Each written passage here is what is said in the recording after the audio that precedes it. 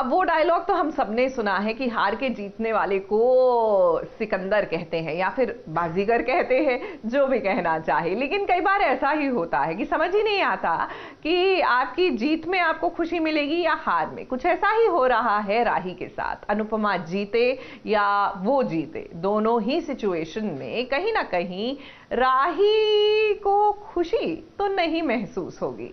राही ने ये साबित कर दिया कि ये रहती ससुराल में है, लेकिन इसका दिल आज भी अपने मायके के लिए, अपनी माँ के लिए और माँ की ममता के लिए ही धड़कता है।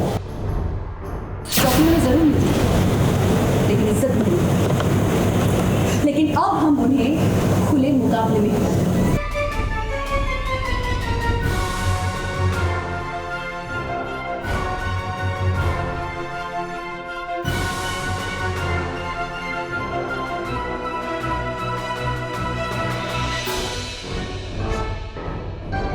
तो लेट्स गो। हमें जीतना भी है और उन्हें हराना भी। मुकाबला अपनों से हो या पराये से, बस सबका लक्ष्य एक ही होता है कि उसमें विजय की प्राप्ति हो। अब देख लीजिए, ग्रैंड फिनाले का वक्त आ चुका है, जिसके लिए अनुपमा की राही अपनी टीम के साथ बिल्कुल पूरी तरह से तैयार हो चुकी है। और राही के मन में बस एक ही लक्ष्य है, वो भी अर्जुन की तरह, कि किसी भी तरह अनुपमा को हराकर ट्रॉफी को अपने नाम कर ले। वो इसलिए भी क्योंकि उस पर अपनी ससुराल का बहुत बड़ा प्रेशर है। राही ने ये साबित कर दिया कि ये रहती ससुराल में है, लेकिन इसका दिल आज भी अपने मायके के लिए, अपनी माँ के लिए और माँ की ममता के लिए ही धड़कता है। शौकीन में जरूर मिली, लेकिन इज्जत नहीं। लेकिन अब हम उन्हें खुले मुकाबले में कल मेरी जीत और उनकी हार अनुपमा जोशी।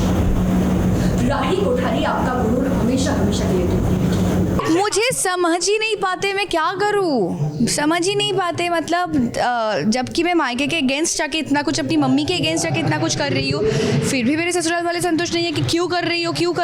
फिर सबको एक्सप्लेनेशन देना पड़ता है, समझाना पड़ता है, और लास्ट में जाके जो मैंने बोला अगर वो नहीं हुआ तो फिर और डांट सेकेंड टाइम। एक लड़की हमेशा से अपनी ससुराल और मायके के बीच पिस जाती है। वो सबको समझने की कोशिश तो करती है, मगर उसे कोई नहीं समझता। ऐसी ही कुछ हालत हुई है राही की, क्योंकि उसे मोटी बा के साथ साथ अपनी सास से भी काफ़ी कुछ सुनना पड़ रहा है।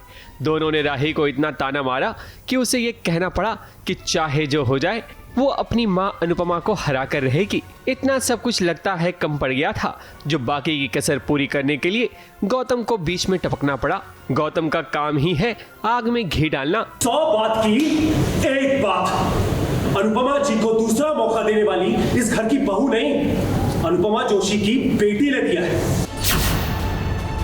सबको यहाँ मेरी बात चुभती है, लेकिन किसी को तो सच बोलना पड़ेगा, ताकि मौके का फायदा उठाकर चौका मार सके और मोटी बा की नजरों में हीरो बन सके। चाहता है कि ऐसा कुछ बोल दे ताकि उसकी बातों में आके और लोग उनको सपोर्ट करे और मुझे बोले कि साइड करे। लेकिन अनफॉर्चुनेटली वो तो हो नहीं पाया। मैंने सुनाया, मैंने बोला कि अगर उस कंपटीशन में मैं दूसरी टीम को नहीं हटाती और मम्मी को हटा देती, तो लोग यही बोलते कि मैं मम्मी के साथ मैं नहीं चाहती हूँ कि मेरा फाइनल हो, फिनाले हो, कि मैं हार जाऊंगी, मैं डर से हट रही हूँ पीछे। ऐसा ना सोचे, इसके लिए मैंने ये किया है और दूसरी टीम को मैंने हटाया है। तो जबकि फैसला करने का चांस मेरे हाथ में था, अपॉर्चुनिटी मुझे दी गई थी, तो बस इसके लिए भी सुनना पड़ रहा है। आई जस्ट होप कि जीत जाओ। राही तो अपनी टीम के साथ तैयार है, मगर अनुपमा भी पूरी तरह से कमर कस लेगी ताकि राही को कड़ी टक्कर दे सके। ABP news report.